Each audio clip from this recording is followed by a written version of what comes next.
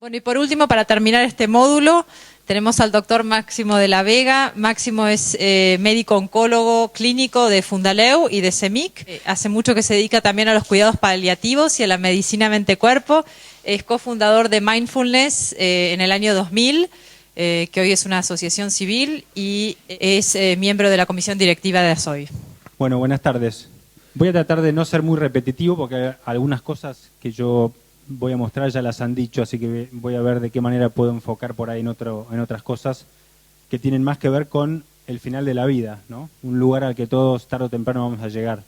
Antes que nada les quería mostrar esta diapositiva, que si se fijan está pensada más que nada para modelos de psicología, pero probablemente la podamos extrapolar para el modelo de la atención de un paciente en fin de vida. Y si se fijan, la eficacia terapéutica está marcada por distintos factores. Uno de ellos es el modelo terapéutico o la técnica que utilicemos. Entonces, fíjense que de la eficacia terapéutica de cualquier tratamiento que yo utilice, parte de esta eficacia está dada por la técnica que utilice. Por ejemplo, si voy a tratar el dolor, seguramente parte de esa eficacia tiene que ver con la técnica, pero hay toda una parte, y que es mayor, si se fijan, que la técnica, que no tiene que ver con la técnica que utilice. Así que después vamos a entrar un poquito más en eso, pero la idea era no limitarme solamente a esto de la técnica.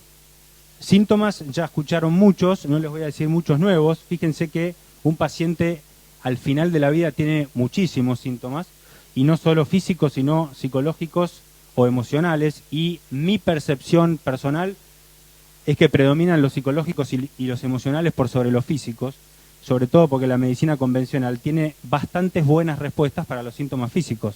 Ejemplo, el dolor, ¿sí? Es raro que la morfina no calme algún dolor, pero a veces los síntomas psicológicos o emocionales son más difíciles de tratar o de atender. Entonces, el dolor ya lo han visto.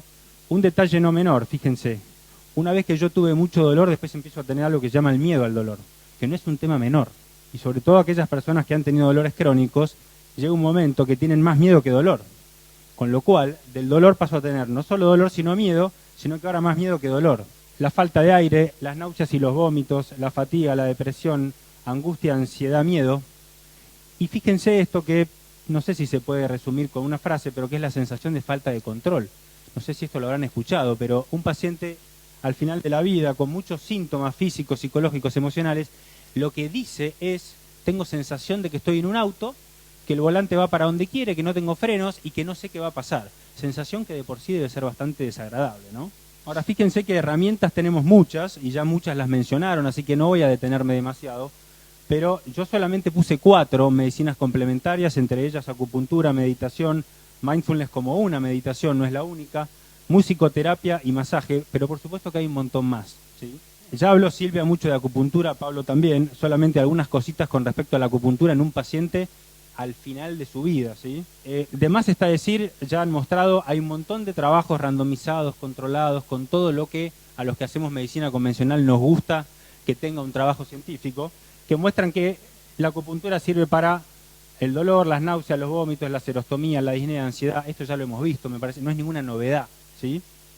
Fíjense, es un muy buen complemento de la analgesia farmacológica. Estamos hablando de medicinas complementarias. Muchas veces uno ve que uno va escalando las dosis de analgésico en un paciente y el dolor no calma, o no calma como uno esperaría. Entonces, en ese sentido, muchas veces podemos reducir las dosis de opioides.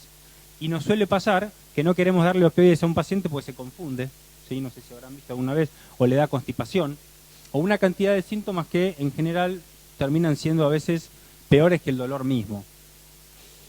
Fíjense, hay algo que es muy común, que por ahí lo han visto, que es el círculo vicioso disnea, ansiedad, disnea. Yo tengo falta de aire y eso me pone ansioso. Y la ansiedad me genera más falta de aire. Y es un círculo vicioso que no termina nunca.